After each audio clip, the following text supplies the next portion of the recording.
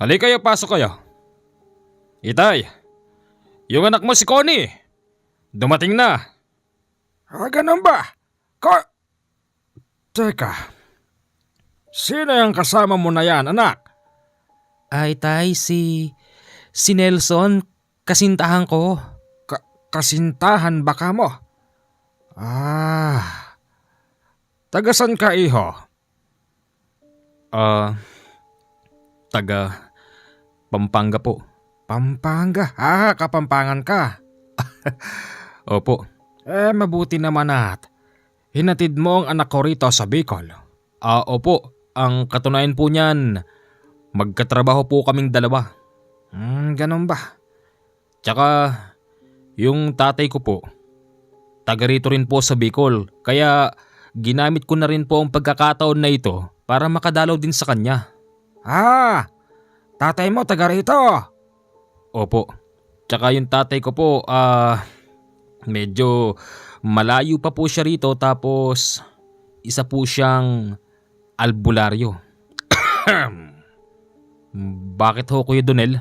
Albularyo? Ho, may nakakatawa po ba? Wala naman. Bakit ba napunta rito sa Bicol yung tatay mo? Hiwalay ho kasi sila ni nanay. Tsaka yung nanay ko po medyo bata-bata pa. Yung tatay ko, medyo matanda na. Yun po ang dahilan kaya sila naghiwalay. Tsaka po yung nanay ko ngayon, meron na po siyang ibang pamilya. Kung ganon, hihingi ka ng pera dun sa tatay mo, ganon ba? Hindi po. Katunayan, ako po sanang magbibigay. Bueno.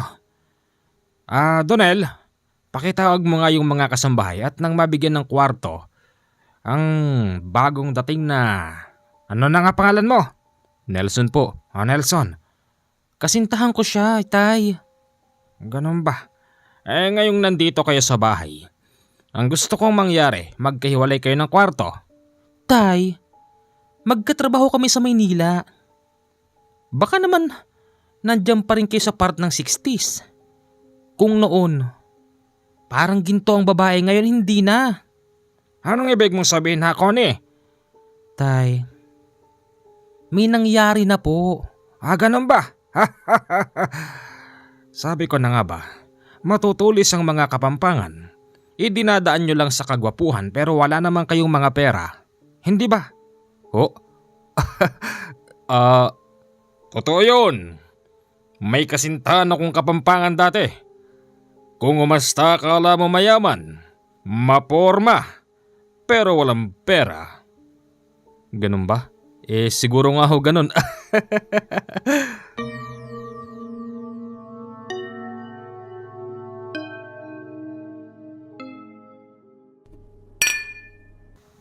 Tagay mo!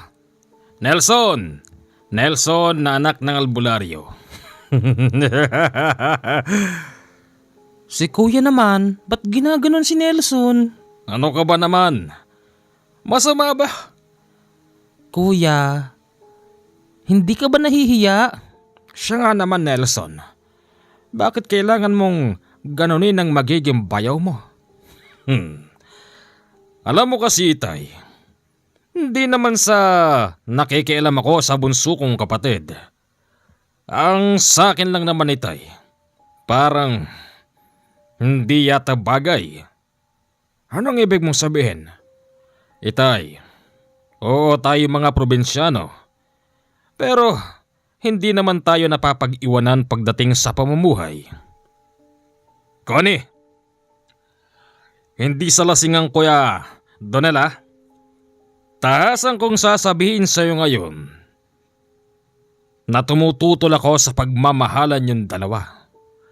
Una, ano namang ibubuhay niya sa iyo, ha? Huwag mo sabihing magkatrabaho kayo ron sa Maynila.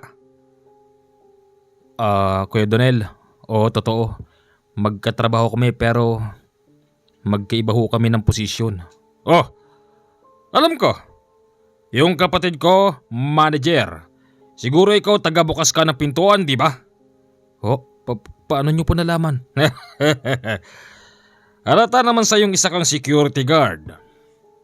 Yung buhok mo Ganyan ang mga tindig nung nakikita kong pumapasok sa mall para magbukas sarado. Marangal naman po yung trabaho ko. Kahit na be. Connie, paano ka ba niligaw ng Nelson na to ha? Siyempre, nahulog din yung loob ko sa kanya. Oh, sapat na ba yon? Paano kung magkaanak na kayo? O di ikaw pang bumuhay sa kanya? May trabaho naman ako, kuya. Kahit na, magkano lang trabaho ng taga-bukasara ng pinto? Teka lang ho. Tapatin niyo nga ako. Kanina pa kita tinatapat. Hindi kita gusto para sa kapatid ko. Alam mo yan. Hindi ka ba nahihiya? Isa kang kapampangan na security guard. Tapos mangliligaw ka sa isang Bicolano na manager at anak ng isang mayaman. Kung ako yan, uuwi na ako. Magtatanim na lang ako ng kamote sa Pampanga o kaya naman maglalaro na lang ako ng pulburang ipinutok ng bulkang Pinatubo. Oh, bakit ka natahimik dyan?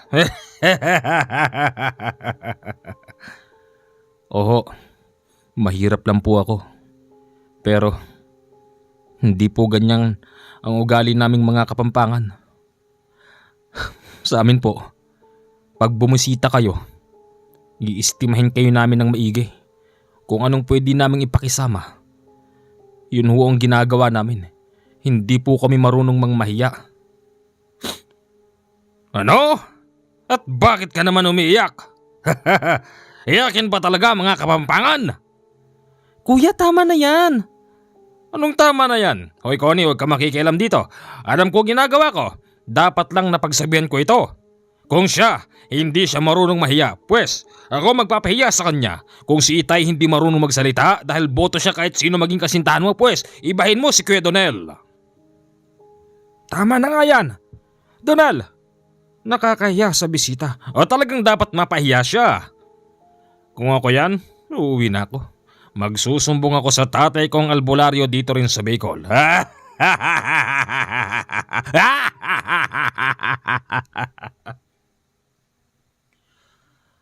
Labis ang pagkahiya noon ni Nelson. Hindi kasi maganda ang turing ng kapatid ng kanyang kasintahan. Ganun pa man, meron siyang naisip na paraan. Gagamitin niya ang alas niya para wala nang magawa si Donel. Kuya, maulang galang na ho. Kaya mo bang maatim na magkaroon ng anak yung kapatid mo pero walang tatay? Ano? Anong ibig mo sabihin? Buntis ka na, Connie, ganun ba? Buntis po siya at ako ang ama. At hindi naman din po sa pagyayabang. Ako po ang kauna-unahang lalaki sa kapatid mo. Kaya bang maatim sa sarili mo na yung lalaking nakauna sa kapatid mo hindi siya yung makakasama habang buhay? O ano kuya, natameme ka no? Parang sumama yung pakiramdam ko. Itay, magsisiyar muna ako saglit. Sige, lasing ka na rin o talotal ka na. Pagpasok ni Donel sa CR, humingi ng tawad sa kanya yung tatay na matanda. Nako Nelson, pasensya ka na. Ganun lang talaga ugali ni Donel. Siya nga pala, baka hindi mo pa alam ang pangalan ko. Ako ang magiging biyanan mong si Nicanor. Yang si Connie at si Donel, dadalawa lang yan. Wala na silang nanay. Matagal nang lumisan sa mundo. Pero ako na hindi naman ako tutol sa pagmamahalan ninyo. Kung tutol ako, di sana nung una pa lang hindi kita pinapasok. Naintindihan ko po, Itay. Salamat ho. Siya nga pala, nabanggit mo kanina na taga rito lang din sa Bicol yung baka pwedeng dalawin natin. Plano ko nga po, bukas na bukas din. Mainam, sige. Hindi na bumalik ang kainuman nilang si Donel kasi para bang natauhan siya sa mga sinabi ni Nelson. Mabilis na lumipas ang oras. Pagsikat ng araw, bumangon na ang mag-asawa. Tay, sasama ba talaga kayo? Aba oo naman, gusto kong makilala magiging balay ko. Sige po itay, tara na po. Teka, saan ka pupunta? Mag-aabang po ako ng tricycle. Hindi, meron akong driver. Meron pala silang 3 sasakyan sa likod ng bahay. Nagtungo sila sa isang bayan sa Bicol kung saan matatagpuan ang kanyang tatay Augusto. Pagdating doon, bumulaga sa kanila ang isang lumang kubo pero mukha namang maayos sa labas. Tiyempo na meron itong ginagamot dahil isang albularyo ang tatay ni Nelson.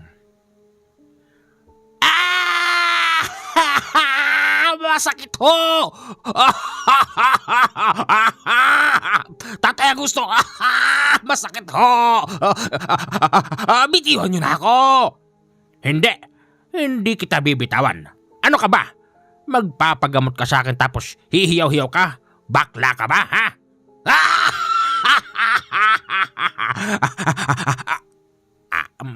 May tao! May tao! Sino yung mga yan? Tay? Anong tatay? Sino ka? Tay! Si Nelson! Nelson? Teka, ikaw na ba yan, Nelson? Ako nga ito, Tay. Sige na nga, Rostom. Umalis ka na nga. Tatay Gusto, magkano ho ba? Anong magkano? Talagang pinipika mo ako, ah. Biro lang. Brad, pasok na raw kayo. Nelson, anak. Sino itong dalagan to? At saka yung siya pang matanda sa labas yung nananaba ko. Mano po, itay. Mano, itay? Teka, huwag mo sabihin. Tay, kasintahan ko siya si Connie. Yung matanda po sa labas, tatay niya, binan ko. Ganun ba? Hoy, Tatang! Halika nga rito, mag-usap nga tayong dalawa patungkol sa mga anak natin. Anong Tatang? Sinong Tatang? Nako, galit yata. Ayaw na tinatawag na tatang niyan. Ano? Sinong Tatang? Ha? Ako nga pala si Augusto. Nicanor. Ano ka si Connie? Anak ko naman si Nelson. Ganun ba? Nagpunta kami rito para dumalaw sa'yo. Taga rito lang din kasi ako sa Bicol. Isa ka palang mahusay na albularyo. Nakita ko kung paano umiyak yung binata na yon. Bakit nga ba tayo umiiyak yun? Nagpapahilot. Nung nasalat ko lang yung lamig, ayun, nagsisigaw. Pero napansin ko kanina, habang sinasalat mo yung lamig ng tao, may hawak-hawak kang bilog na ano bang bagay na yon? Ang aking Antigo de San Benito. Antigo de San Benito? Ganun ba? Ano ba yung Antigo na yon? Matagal na ba? Siyempre naman. Ang Antigo de San Benito ko ay pinagkaloob pa sa akin ng isang mahusay na albularyo. Albularyo ng gitnang Luzon.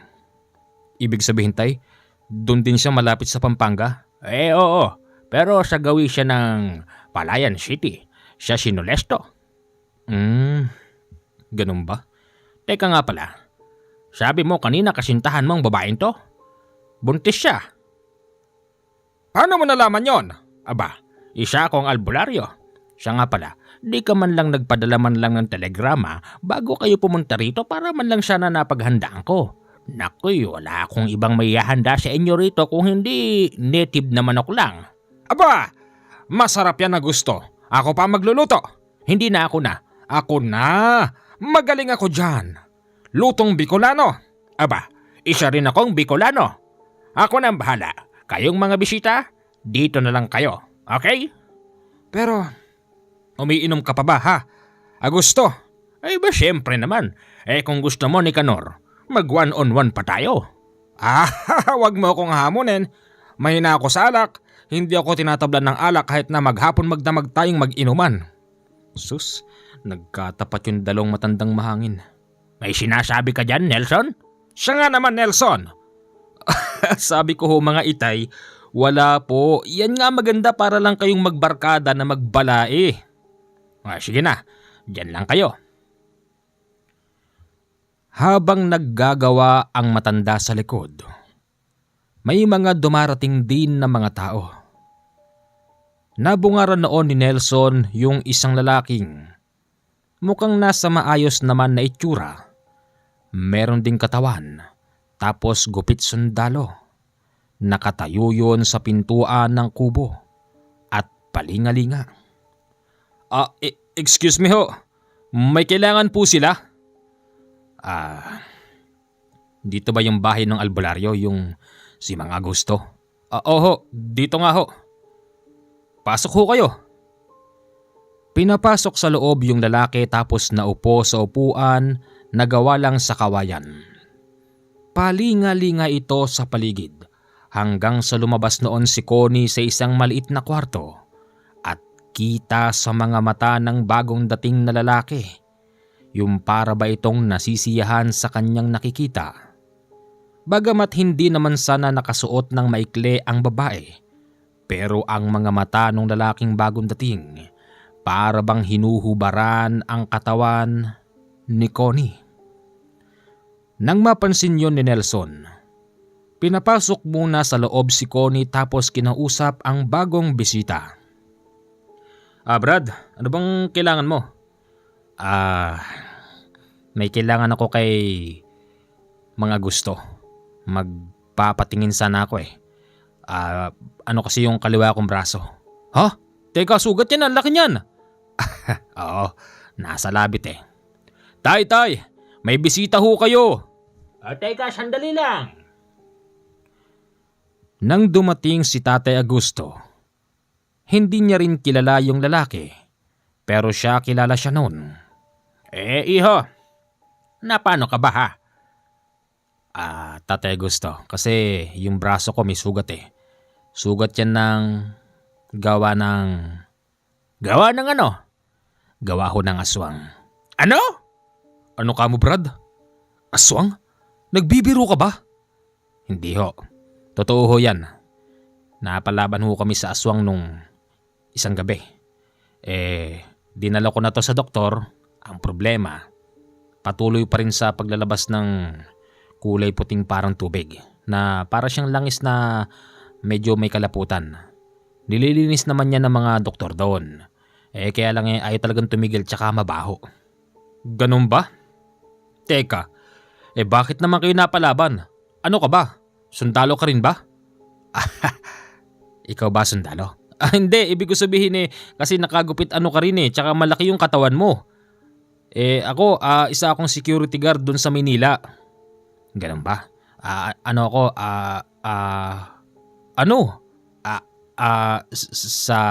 Sa gubat ho kasi kami nakatira kaya hindi may iwasang may aswang dun. Kung siya bagay, dito ba naman sa Bicol, lalo sa panahon ngayon? Meron talagang aswang dito. Halika at titignan ko yan. Pinatakan ni Tatay Augusto ng langis. Maniwala kayo o hindi, yung sugat ng lalaki unti-unting naghilom. Pagkatapos noon tumayo yung lalaki at bumunot sa bulsa. Nagbibigay ng 500 piso yung lalaki pero hindi kinuha ni Tatay Augusto. Nako, iho. Hindi ako tumatanggap ng pera. Ganun ho ba? Kumain na tayo. Mamaya. Sige ho. Magpapaalam na ho ako. Kita noon ni Nelson ang muling paghagod ng tingin ng lalaking yon sa kanyang asawa.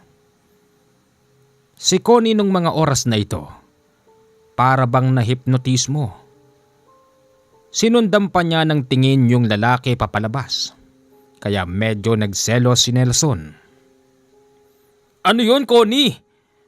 Bakit kailangan ng ganon? Nang ano? Nakita ko. Ganun ba kagwapo yung lalaki na yon para sundan mo ng tingin, ha? Ano ba naman yan kasi, anak? Kung tignan ka nung lalaki na yon parang nanghuhubad. Tapos ikaw, para kang nagpapakita ng motibo. Ha? Ginawa ko ba yun? Oo, Connie. Bueno. Nakaluto naman ako, kumain na tayo. Pagkatapos nilang kumain doon, pinag-usapan ang kakaiba. Nagulat ang dalawang tatay sa sinabi ni Nelson at ni Connie na may plano na raw silang magpakasal. Magpapakasal na kayo? Ano? May pera ka na ba, Nelson? May konting ipon naman ho. Gusto sana naming lumagay na sa tahimik eh. Sige, pero saan nyo planong tumira? Napag-usapan ho namin ni Connie. Total parehas naman po kayong taga rito sa Bicol ng tatay ko. Pwede sanang dito na lang din. Ang problema, Nelson, ito lang ang lupa ko dito. Sa lupa walang problema. Meron pa akong lupain dito kaya lang medyo malayo sa amin. Kaya lang hindi sanay si Connie sa ganon. Itay, kahit saan, basta magkasama kaming dalawa. Tsaka isa pa, pagagandahin namin yung bahay. Lalagyan namin ng bakod, tapos doon kami magninegosyo. Doon ba sa may dulo ng baryo natin, Tay? Oo. Naku, okay lang yun. Maluwang yung lupa natin doon, di ba? Sabi mo dati sa akin yung sa kanan, tapos kay Kuya Donel yung sa kaliwa. Tama. Yes, doon na lang kami, Tay. Kailan nyo ba planong magpakasal? Kahit po sana sa susunod na buwan. Paano bala Deal? Sige, deal. Fast forward. Ilang araw na lang at sasapit na ang kasalan. Wala naman silang inimbita na kung sino, basta't sila lang. Nang nandun na sila sa simbahan, nagtataka ang matandang Nicanor kung bakit ang balain nito hindi pumapasok sa loob ng simbahan. Nelson, yung tatay mo. Nako, itay Nicanor, hindi ko ho agad nasabi sa inyo. Ang tatay po hindi talaga pumapasok yan sa simbahan. Ano? Bakit? Albularyo ho. Anong masama doon? Hindi ba nga ang mga albularyo naniniwala sa Panginoon? Yun nga po pero ewan ko ho ba kay itay. Ganun ba? Hindi bale. Kung yun ang gusto niya, irespeto na lang natin ang paniniwala niya. Pagkatapos mag-sermon ni Pader, lumabas na sila at nakita nila si Tatay Augusto na nandun sa ilalim ng puno ng mangga. Nilapitan yun ni Nelson at tinanong kung bakit hindi pumasok. Tay naman, bakit di kayo pumasok sa loob? Kayo lang ang wala dun eh. Tayo-tayo na nga lang dito. Hindi pa kayo nakikisama. Nelson anak, may napansin akong kakaiba. Anong kakaiba? May kakaibang binatang. Kanina pa umaligid, kaya nagbabantay ako dito. Tay, kalimutan nyo muna yung pagiging albularyo nyo. Kasal ko ito, tay. Siya nga naman bala. Pasensya ka na. Kahit nakasal to, kailangan ko kayong protektahan. Ganyan naman talaga mga albularyo, maraming nakikita ng inyong mga mata na hindi nakikita namin. Tumahimik ka na nga dyan, Donel, o tara na dun sa bahay. Pagdating doon, sila lang din ang bisita. At katulad ng dati, yung Tatay Augusto niya hindi rin pumasok sa loob. Ewan ba kung ito ba'y nahihiya o ano? Balae, may problema ba? Bakit tayo mong pumasok sa loob? Balae, nariyan na naman yung umaaligid eh. Ay nako Balae, hayaan mo na yan. Hindi yan makakapasok dito at malaki yung bakurang ko. Anong hindi? Nandun na nga sa ilalim ng puno na yun, Balae. Ganun ba? Donal! Ano yun, tay? Kunin mo nga yung baril ko dyan at may babarilin ako. Sandali lang. Hindi man nakikita ni Nicanor yung sinasabi ni Augusto pero pumunta siya sa puno. Habang naglalakad ang matandang Nicanor nakatutok doon ng baril. Saan? Sabihin mo Balae, dito ba? Diyan nga. Nagpaputok ng 2 beses ang matandang Nicanor pero wala namang lumalabas. Inikutan pa nila yung puno pero sadyang wala silang makita. Kaya't ang iniisip ng matandang Nicanor nagdadahilan lang ang balae niya. Balae, kung nahihiya ka, sabihin mo. Pero huwag ka mahiya. Magmula ngayon, masanay ka na balae. Balae, hindi naman ako nahihiya. Basta ako'y nandito lang ako para pumrotekta. Ganun ba? No, sige. Pinalipas muna nila ang nangyari. Pagkatapos noon pinuntahan nila yung lupa kung saan sila magtatayo ng bahay. Pumapapil naman noon si Donel. Sinabi niyang siya na raw ang kukuha ng manggagawa dahil meron siyang kababatang engineer. Makalipas lang ang 4 na buwan. Naitayo na ang nasabing bungalow house, pero yung bakod kasalukuyan pang ginagawa. Ganun pa man hindi na nakapagpigil yung mag-asawa at lumipat na sila sa bagong bahay. Wow! Kuya Donel, ang ganda naman nito. Ganong kahusay gumawa yung kaibigan ko na yon. Pero, Nelson, ngayon, nasa iyo na ang kapatid ko. Ingatan mo siya, ha? Oo naman, Kuya Donel. Siya nga pala, hindi pa ako nakakahingi ng sorry sa iyo. Pasensya na kung minaliit kita noon. Okay lang ngayon. Sige, wala yun. Unang gabi nila doon, meron kaagad nararamdaman si Nelson na kakaiba. Kaya't kinabukasan pinapunta niya roon yung tatay niya para dasalan ang bagong bahay. Ano? May nararamdaman kang kakaiba? Oo, tay. Nung gabing natutulog kami rito parang may kakaiba. Sige, dadasalan ko. Dinasalan yon ng matandang Augusto. Kaya't kampante na ang mag-asawa. Sa sumunod na gabi mabilis na nakatulog si Connie. Habang si Nelson init na init nung oras na yon. Pumunta siya sa CR para maligo. At nang pagbalik niya sa kwarto laking gulat niya dahil si Connie nakasilip na sa bintana at para bang may kinakausap na tao.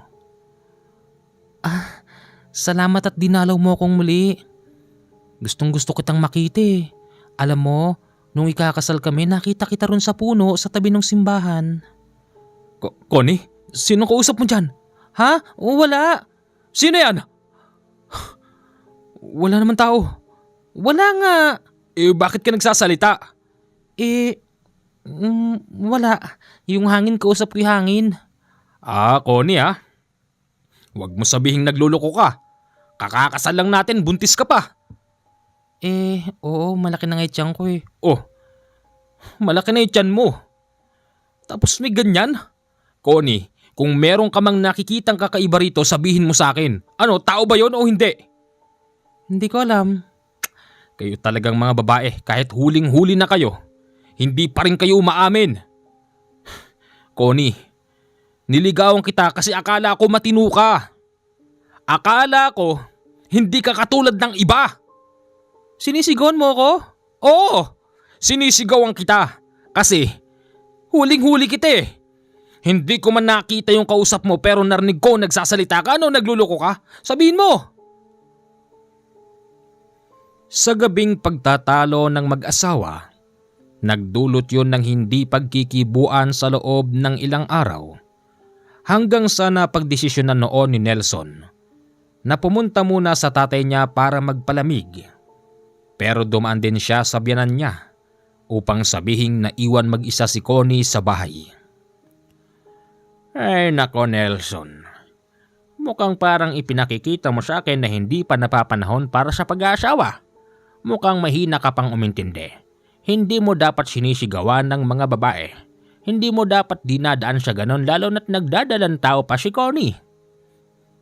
Tay, nahuli ko kasi. Ano ba kasing nakita mo ha Nelson? May kausap siyang... Ano? Hindi ko alam kung tao ba o ano. Basta nakasilip siya sa bintana. Tapos nagsasalita.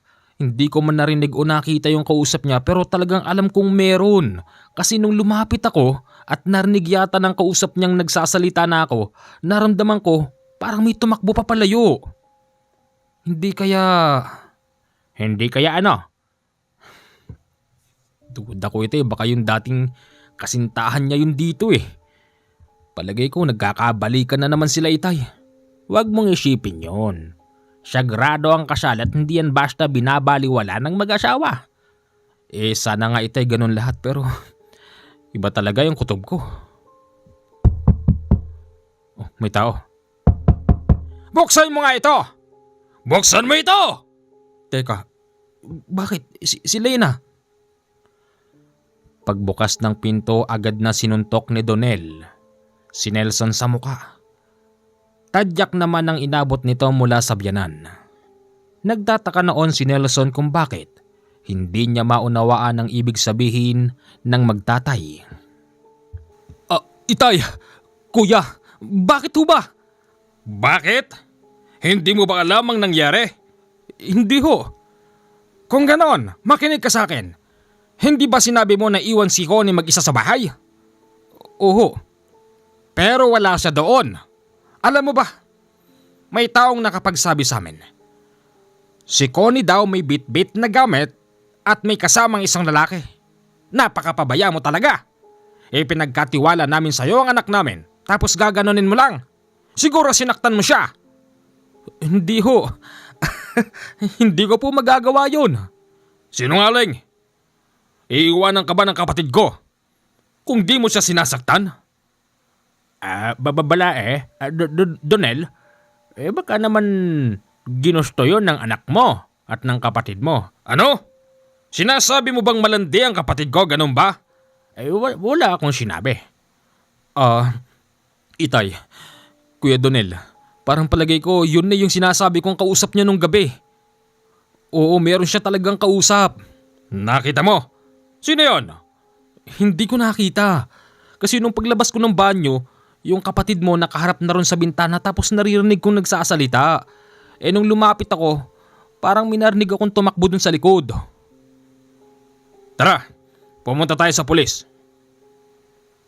Pagpunta sa police station, agad nilang nireport ang nangyari. Ganun pa man, nagsagawa sila ng choke point upang masalabat kung sino man yung lalaking sinamahan ng kapatid. Walang nangyari. As in wala. Hindi nakita kung sino yung lalaking sinamahan ni Connie. Ganun pa man, labis-labis ng pag-aalala ni Nelson at ng kanyang pamilya. Hanggang sa isang araw, nagulat sila sa balitang si Connie natagpo ang patay. Karimari-marim ang bangkay ng babae. Hubot-hubad, nakabiti ng patiwarik. Laslas ang lalamunan, pati na rin ang tiyan. Wala na yung bata sa sinapupunan tapos ang laman loob ng babae.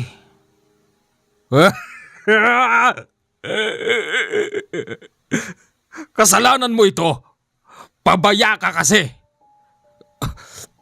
Kuya Donel, wag naman tayo magsisihan. Wala namang may gustong mangyari to eh. Anong wala?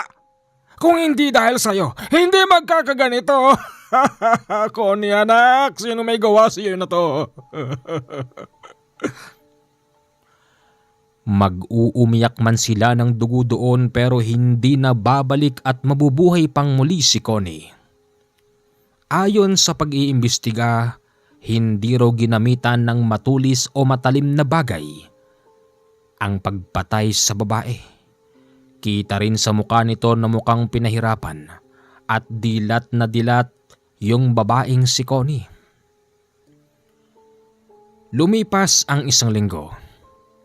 Nailibing na si Connie sa kanyang himlayan. Ngayon, si Nelson pa rin ang sinisisi ng pamilya ng babae. Nelson! Buksan mo ito! Pagbukas ng pinto, tumama sa kanya yung matigas na bagay. Kuya, bakit ba? Anong bakit ba? Ang kapal ng mukha mo, nandito ka pa rin sa lupain namin? Umalis ka na rito! Pero bahay ho namin to ng anak nyo. O ngayong wala na si Connie, wala ka ng karapatan tumira dyan. Baka nakakalimot ka. Ang lupang to ay sa amin ni Itay. Yung pinangpatayo, pera din ni Itay. Yung pera niyong dalawa ni Connie, hindi ba? Hindi naman sinama sa pangpapagawa rito. Kasi nga, ipupuhunan niyo para sa negosyo. Umalis ka na rito bago ka pa namin mapatay. Mapatay? Kuntik nyo na nga akong patayin eh. Tignan nyo, dumudugo yung ilong ko. Tumakbo ka na sa ospital.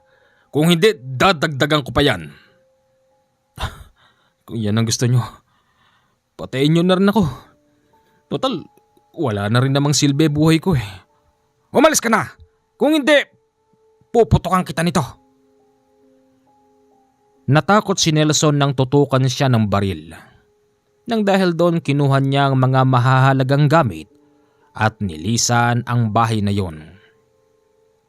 Bilang isang padre de pamilya, napakasakit sa damdamin. Nalilisanin mo ang bahay kung saan kayo unang tumira ng iyong napangasawa. Napakasakit din na iwanan na yung pangarap mong mabuo ang pamilya pero bigla na lang nawala sa isang iglap ng dahil na rin sa pagkakamali. Dumiretso noon si Nelson sa bahay ng kanyang tatay. At nung mga oras na yon may kausap yung tatay niya na isang binatang maganda ang hubog ng katawan. May dimple sa magkabilang pisngi. Nako, ganun ba? Baka naman kasi merong kinagiliwan yung babae. Baka akala niya dun siya sasaya. Sa palagay ko tatanga gusto ganun nga yun. At malamang ginamitan din siya ng hipnotismo. Yun na nga ang iniisip ko, Kanole. Parang sa palagay ko, na-hypnotismo lang yung si Connie kaya siya sumama doon. Ang tanong, sino kaya yung lalaki na yun? Tay? Nelson, may dala kang bag. Kanole, ang anak ko si Nelson. O Nelson, ikaw pala. Halika, pasok ka. Tay. Teka, na paano yung ilong mo? Bakit may pasaka sa mukha? Tay. Binhangag ho ako ni Kuya Donel. Aba, sumosobra naman na yung pamilya na yon. Sobra-sobra na yung paninisi nila sa'yo. Sa palagay ko, tatanga gusto. Kinakailangan mo ng kumilos. Kasi yung kalaban dito hindi basta-basta. Tay, meron ako nakuhang impormasyon. Ano yun? Yung lalaking sinamahan daw ni Connie. Minsan nang nakitang paligid-ligid doon. Ang nakapagsabi, yung naggagawa ng bakuran. Lalaking matipuno na medyo moreno na maganda yung katawan tapos nakagupit sundalo. Tay, hindi kaya yun yung lalaking ginamot nyo? Yung merong sugat dito sa braso? Yung kung tumingin parang nanghuhubad. Palagay ko nga ho, Itay. Diyos ko, kung alam ko lang na ganun pala yun, dapat hindi ko na pinagaling ang lalaking yon. Kanole, tulungan mo naman kami sa problema namin ito. Nako tatanga gusto. Napadaan lang ako rito. Meron kasi ako ibang pakay pero wag ka mag-alala. Pagkatapos noon dadaan uli ako rito. Pasensya ka na. Alam mo naman na nag-iisa lang ako. Hindi ko kayo pwedeng pagsabay-sabayin. Naintindihan ko. Siya nga pala, kamusta naman yung Antigo de San Benito mo? Eto, malakas na malakas pa rin. Tay, meron din pala ako nakuhang impormasyon kasi nung isang araw, nakausap ko yung ano? Yung isang pulis na taga roon. Iminostra ko sa kanya yung itsura ng lalaki na itinuro ng construction worker. Kung hindi raw siya nagkakamali, yun daw si Batino. Batino? Oo, Batino raw ang pangalan nun. Tapos, wanted daw yun, Tay. At isa pa, miyembro daw yun ng komunista. Ano? Komunista? NPA? Yun na nga ho, Itay. Tay, tulungan mo ko. Kuya, tulungan mo ko. Hindi ko alam kung paano ko siyang gagantihan.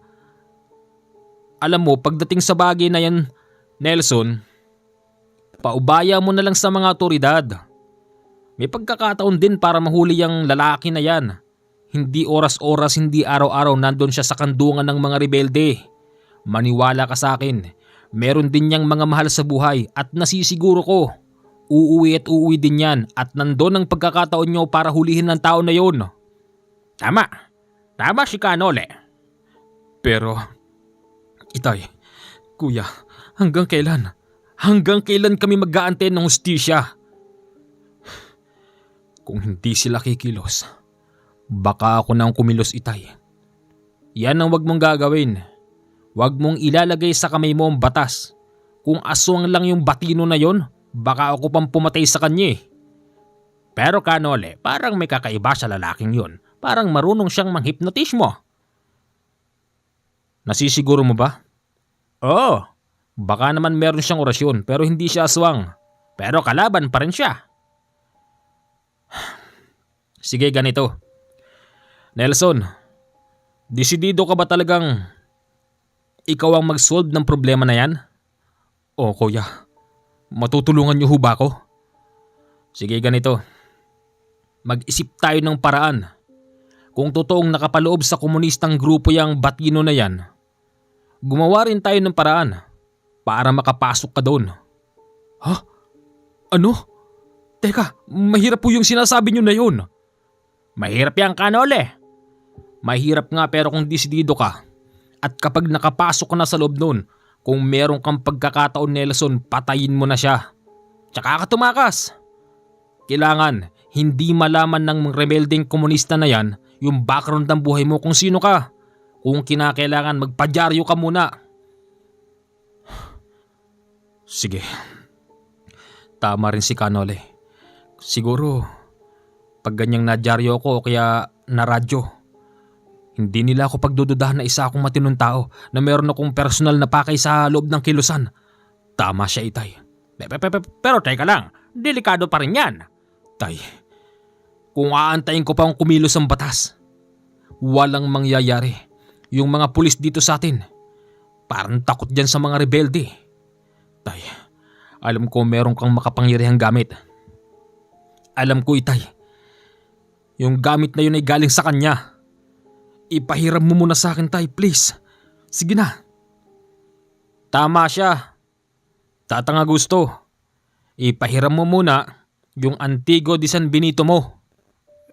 Sige, pero Tay, kung kinakailangan pumatay ako ng kriminal para madyaryo ako at maradyo o kaya naman matibay, gagawin ko. Makita lang ng sasalihan kong grupo na isa rin ako masamang tao para tanggapin nila ako. Pero wag ka rin magpapakakampante, ha?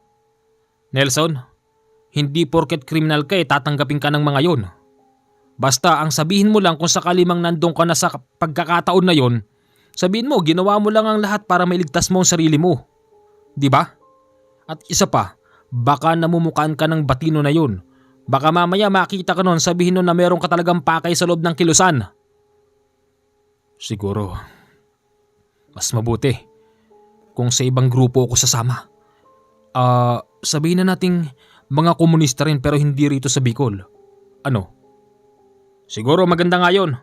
Basta mag-iingat ka, bata. Umalis na si Canole nung oras na yon. Kaya't ipinasa na ng tatay niya ang Antigo de San Benito. Nagtanong din si Nelson kung papaano gagamitin yun. Tay, para saan ba ito? Nelson, nakikita mo yung mga nakatatak na dasal na yan, kabilaan? O tay, mga Latin yan. Nakasalin sa wikang Latin ang dasal ng Antigo de San Benito pero hindi mo yan kinakailangan sambitin. Ang kapangyarihan ng Antigo de San Benito ay palaging nakabantay sa sino mang taong may mabuting puso na nagtatangan sa kanya. Meron siyang sariling buhay na kinakailangan mong sambitin o kaya na may hilingan kung kinakailangan. Paano halimbawa, tay? Kung nandun na ako, tapos mapapasabak kami sa mga sundalo, sa mga pulis. E di humingi ka sa kanya ng proteksyon. Buhay na buhay ang Antigo de San Benito na yan. Basta mag-iingat ka pa rin. Wag na wag mong aalisin sa katawan mo yan, ha? O Itay, hindi na ba ito kailangan dasalan? Hindi na. Nakadisenyo yan para sa harapang labanan. Mag-iingat ka, anak. Sige po Itay. Nag-isip ng paraan si Nelson kung papaano ito makakapasok sa kilusan. Isang buwan pa ang lumipas at nasanay na rin ni Nelson ang paghawak ng baril. Medyo lumaki rin ang katawan niya nung oras na yon dahil nga madalas siyang nag-gym. Napansin ng mga nakakakilala sa lugar na parabang nakamove on na si Nelson sa nangyari. Para bang baliwala na lang sa kanya ang pagkamatay ng asawa niya. Hanggang sa isang araw, habang ito'y naglalakad sa daan na daanan siya ni Donel gamit ang isang sasakyan. Hoy Nelson! Ha? Kuya Donel? Anong ginagawa mo? Ito naglalakad. Pilosopo! Ang sabi ko, hindi ka ba gumagawa ng paraan para mahuli yung pumatay doon sa asawa mo? Ano? Tay, magandang araw ho. Nandyan ho pala kayo. Walang maganda sa araw. Nelson, meron akong balita. Batino ang pangalan ng lalaki. Hindi siya basta mahuli ng pulis. Kasi, miyembro siya ng mga rebelde. Inuutusan kita, Nelson. Patayin mo ang taong yon. Ipaghiganti mo siya. Tandaan mo. Pinagkatiwala namin sa iyo ang anak ko. Kaya ikaw ngayon ang gagawa ng mahirap na paraan para makaganti. Kapag nagawa mo yon, magpapasalamat pa kami sa iyo. Gawin mo yon. Kapag hindi mo yung ginawa, akong papatay sa iyo. Umalis na ang magtatay sakay ng isang sasakyan. Sa isip-isip noon ni Nelson, akala nila'y wala siyang ginagawang paraan. Pero ang totoo noon, gumagawa na siya ng paraan at pinaghahandaan lang niya ang pagpasok sa komunistang rebelde. Hanggang sa isang araw, laking gulat noon ni Nelson, malapit sa kanila'y ang dami-daming mga PC o Philippine Constabulary at may kasamang mga INP. Tay, anong meron dun? Nako, yung kapitbahay daw natin dyan sa gawi dyan, hinahanap ng mga sundalo at ng mga pulis. Nakapatay daw sa Maynila. Nakapatay? Nang malaman yun ni Nelson, para siyang nagkaroon ng ideya. 3 araw pa ang lumipas. Yung kapitbahay na hinahanap ay biglang lumutang doon. Mga bandang 11:00 yon ng gabi. Tiyempong nakita siya ni Nelson dahil si Nelson ay naglalakad nung oras na yun. Kuya Bruno! Kuya Bruno! Hindi ako kalaban! Si Nelson to! Nelson? Kala ko kung sino na eh.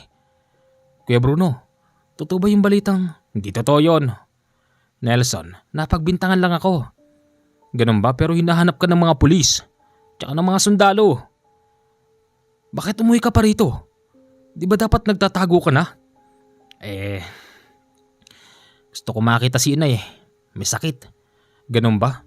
Ganito na lang, Kuya Nelson. Sasamahan kita. Saan? Doon sa inyo. Hindi pwede. Baka mamaya mayroong nag-aabang sa akin doon. Baka pati ikaw huliin. Sabihin na kasabot kita. Hindi nila ako huhulihin kasi nga alam nilang ikaw lang ang pumatay kung totoo man. Di nga totoo yun. Pati ba naman ikaw di ka naniniwala sa akin? Kuya Bruno, naniniwala ako sa'yo pero siyempre, halika samahan na kita. Sige na nga, makulit ka ha. Yung baril mo baka pumutok yan. Saan mo ba nakuha yan? Dyan lang, sa tabi-tabi. Nang papasok na sila sa bakuran, laking gulat nila dahil may mga lalaking lumabas sa dilim. Pinagsamang constabulary at INP pala mga yun. Tinutukan sila ng baril at sinabing huwag kikilos ng masama at sumuko ng payapa. Ganon pa man pinangunahan ni Bruno ang pagtakbo Sinundan naman yon ni Nelson kaya't hinabol sila ng bala ng pulis at sundalo. Mabuti na lang ni maski isa sa kanila'y walang tumamang bala. Kung saan-san sila nasuot nung oras na yon, hanggang sa nakarating sila kung saan nagtatago si Bruno. Kuya Bruno, sigurado bang ligtas tayo rito? Umuwi ka na, Nelson. Wala kang kasalanan. Oo, alam ko yon. Kaya lang, pati ako binarili. Paano ko ngayon didepensa yung sarili ko? Paano? Sabihin mo, wala kang kasalanan, ganun lang yun. Umalis ka na rito, Nelson. Pakiusap. Hindi. Kuya Bruno, kasalanan mo, kasalanan ko na rin. Damay na rin ako dito, binaril nila ako eh. Maniniwala ba silang hindi ako kasama? Sige nga. Habang nag-uusap yung dalawa, nakadinig sila ng sunod-sunod na hiyawan. Hindi nagtagal, putukan na ang sumunod. Nang dahil doon lumabas sila sa kanilang pinagtataguan at muling nagtatakbo hanggang sa parehas na lang silang nahulog at nawalan ng malay. Medyo mataas na bahagi kasi yung pinaghulugan ng dalawa. Nagising sila kinabukasan na, tapos nakapalibot sa kanila ang mga lalaking may mahahabang baril. Kuya Bruno. Kuya Bruno. Kuya Bruno, may mga tao. Mabilis na pabangon noon si Bruno dahil alam niyang may mga tao. Inakala niyang mga otoridad ang mga yun, kaya't parehas silang nagtaas ng kamay.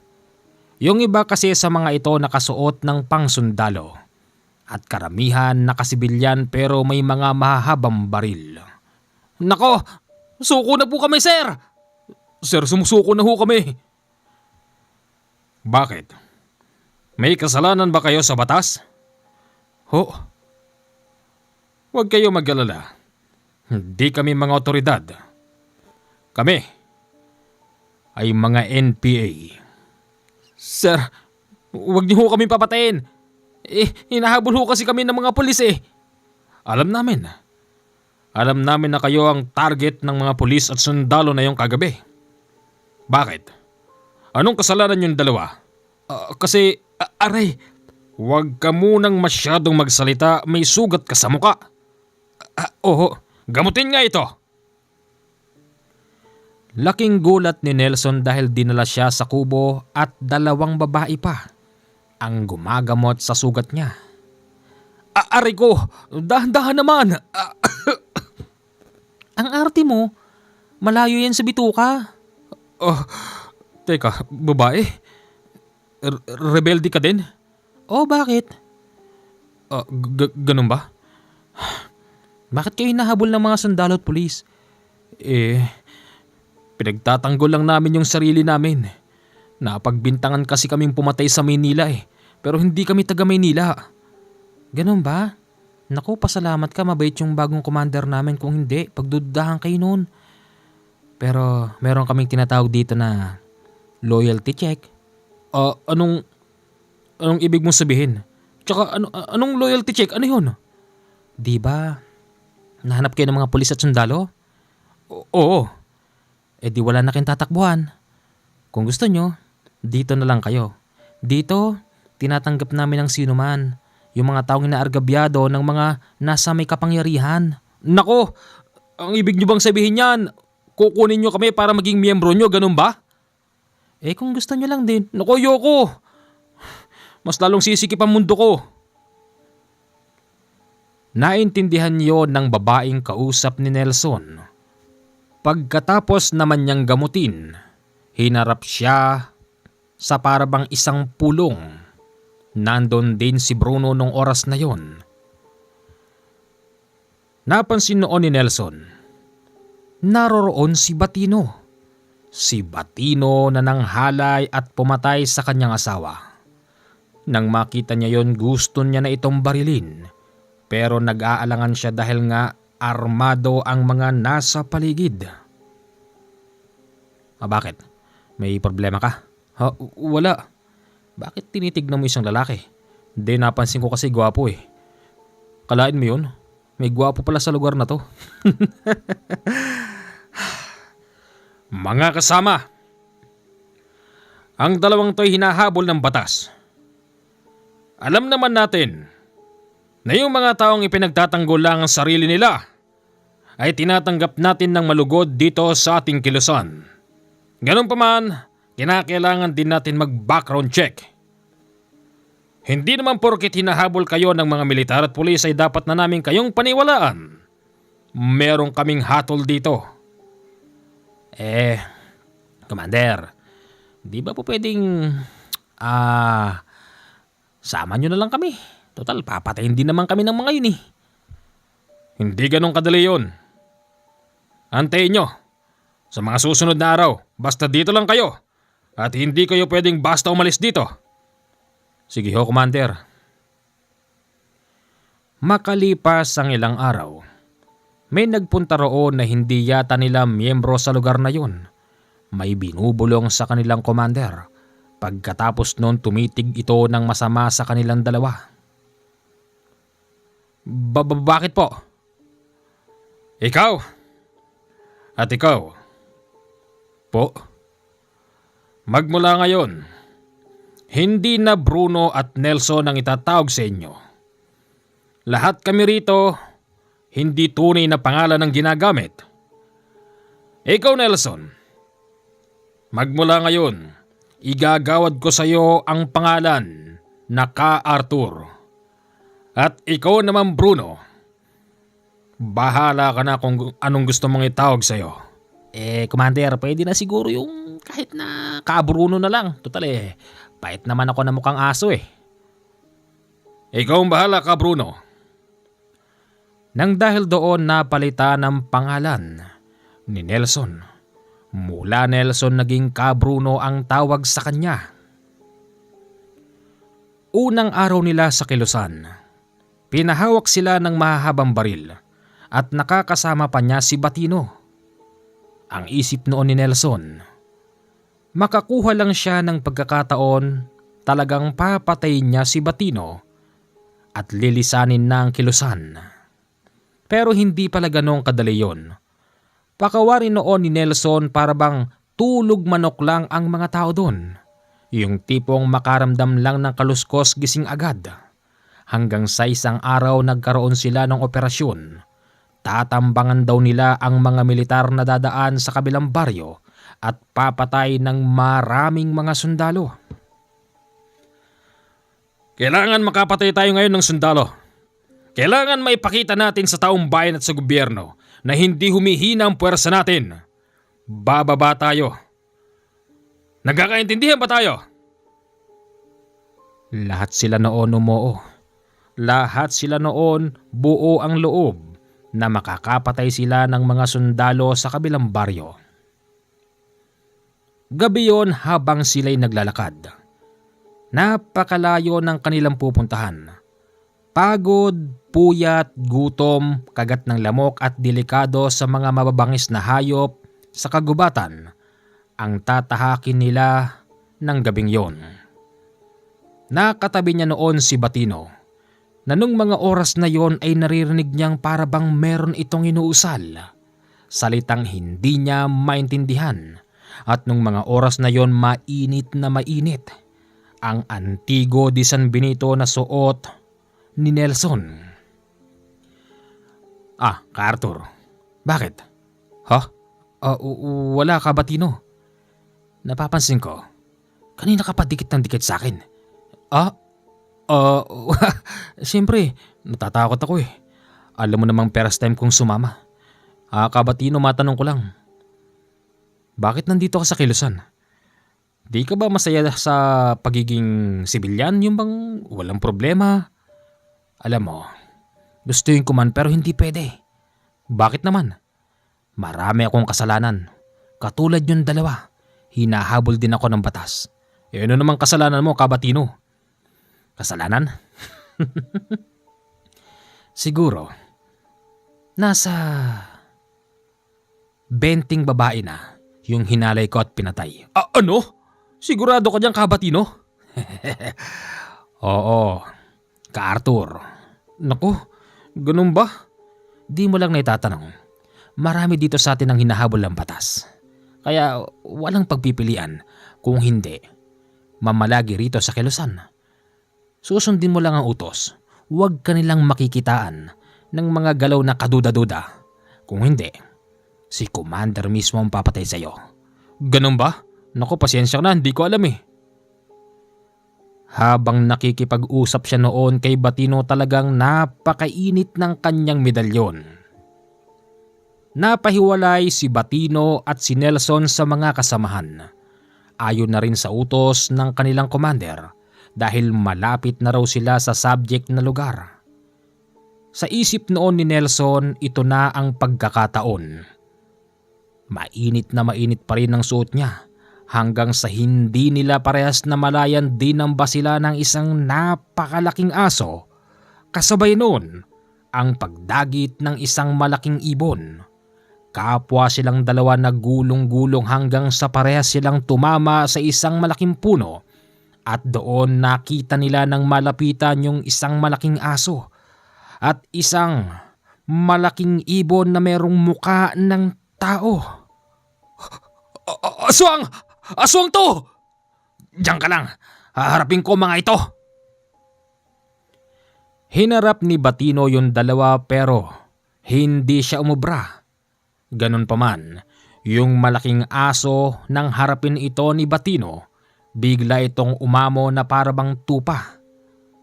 Sa pamamagitan yon ng orasyon na sinasambit ni Batino. Akala mo siguro, kaya mo ko? May orasyon ako. Kabatino, andyan na yung isa. Akala nyo siguro hindi namin alam na meron kayong pakay dito sa baryo namin. Nagkakamali kayo, walang militar dito. Baryo ng aswang ang napasok nyo, mga rebelde! Ano? Lahat sila noon nagulat dahil sa malakas na sigaw. Para bang nagkamali sila sa hawak na impormasyon. Hindi pala yon yung baryong papasukin nila, bagkos baryo pala ng mga aswang ang gawin na yon. Sumenyas yung pinaka-commander nila na umatras na. Pero tila ba huli na ang lahat dahil tuwang-tuwa ang mga aswang. Sinabi nilang may mga pumasok na masasarap na pagkain sa kanilang baryo. Kaya't wala silang pagpipilian kung hindi lumaban sa mga aswang. Paputok ng paputok noon si Nelson. Tapos nang makita niyang si Batino nandun sa gawidon, hindi siya nag-alangan. Tinarget niya yung ulo ni Batino at nang tinamaan yon agad itong bumulagta. Hindi pinupuntirya noon ni Nelson ang mga aswang, bagkos purong ulo at katawan pa rin ni Batino habang ito'y nakabulagta. Tanga! Kasama mo'y binaril mo! Ngayon, diyan ka lang masarap na pagkain. Wala ka nang tatakbuhan. Sa oras na humakbang ka pa patalikod, mamamatay ka't mataas na bahagi yan.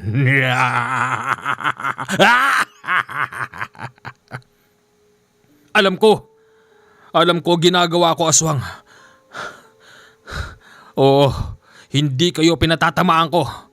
Ang pinatatamaan ko yung kasama ko. Pumasok ako sa kilusan para mapatay ko siya. Ngayong alam mo na, baka naman pwede mo na akong patakasin. Alam ko mababait kayo. Alam kong meron din kayong mga puso. Totoo yung sinasabi ko. Yung tao na yan ang pumatay sa aking mag-ina. Kaya sinikmura kong makapasok sa lugar na ito nang mapabilang sa kilusan kasi hindi siya pwedeng hulihin ng mga pulis at sundalo dahil nakapaloob siya dyan. Manglalaban yan gamit ang mga kargada nila at dami ng bilang nila. Ngayong nakapasok na ako rito at nakakuha ako ng pagkakataon para patayin siya. Pakiusap, pakawalan mo ko. Ngayong nagawa ko na ang pakay ko. Dito ka daman. Dito! Dalian mo! Oo, sige. Ubusin namin ang mga kasama mo, mga masasarap na pagkain. Dumaan noon si Nelson sa tinuturo ng aswang.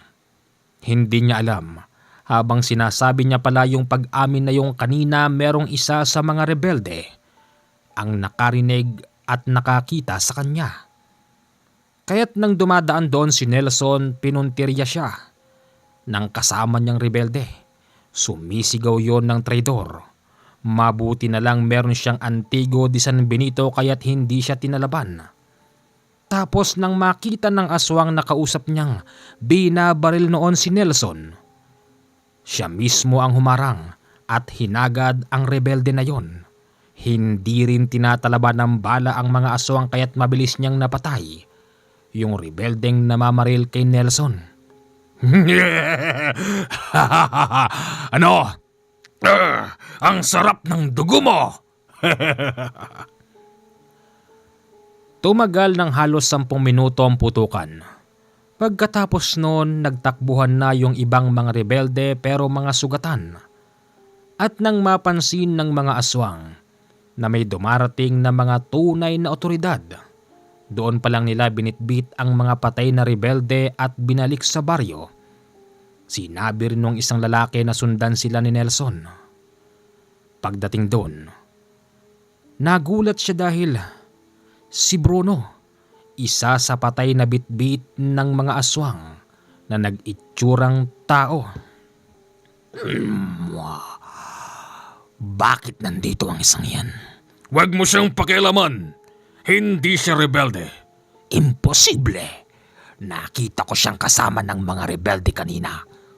May dahilan kung bakit niya ginawa yon. Nakita mismo ng aking mga mata kung paano niya barilin ang isa nilang kasamahan. Totoo yun. Totoo. Kaya ako pumasok sa kilusan para patayin ang taong yun. Mga kasama, ngayon napatunayan ko na hindi pala lahat ng mga aswang ay merong mga maduduming puso. Meron din pala kayong prinsipyo kahit papaano. Talaga? Hindi rin kami pumapatay ng mga tao. Hindi tao ang tingin namin sa mga rebelde, kung hindi mga pagkain. Mga kasama, yung isa na yan, wala rin siyang alam. O hinahabol siya ng batas, pero hindi niya sinadyang makapatay. Baka pwedeng iuwi ko na siya. Kapitbahay ko lang siya. Alin itong santo? Mukhang wala naman kaming makakain sa kanya. Payat, walang laman. Sige, iuwi mo na yan. Pinayagan siyang makaalis ng mga rebelde. Pero bago pa siya makalabas ng baryo na yon, merong 7 lalaking humarang sa kanya. Isa doon yung kausap niya kanina. Sandali lang. Ha? Di ba ikaw nandun kanina? Pumayag ka nang umalis kami, di ba? Oo. Nakalimutan kong sabihin. Meron kang gamit. Ano yan? Patingin. O ito, tignan mo. Bakit nasisilaw ka? Itago mo! Itago mo! Ano ba yan? Ito yung tinatawag na Antigo de San Benito. Galing ito sa itay kong albularyo na ipinamana sa kanya ng isang albularyong nagngangalan na Nolesto. Si Kanole? Oo, siya nga. Ganun ba? Di mo agad sinabi. Sige, umalis ka na. Dito ka dumaan. May mga sundalo dyan. Sa oras na makita nilang may bitbit kang patay at may tama ng bala at may mga kagat sa katawan, huhulihin ka nila. Ganun ba? Oo, sige. Alis na ako, salamat. Nakauwi naman noon si Nelson ng maayos pero bitbit niya pa rin ang patay na katawan ni Bruno. Kinausap ng tatay niyang albularyo ng palihim ang pamilya ni Bruno. Sinabi ang totoong nangyari kaya't pinalibing din noon si Bruno sa tabi ng bahay ng walang nakakaalam.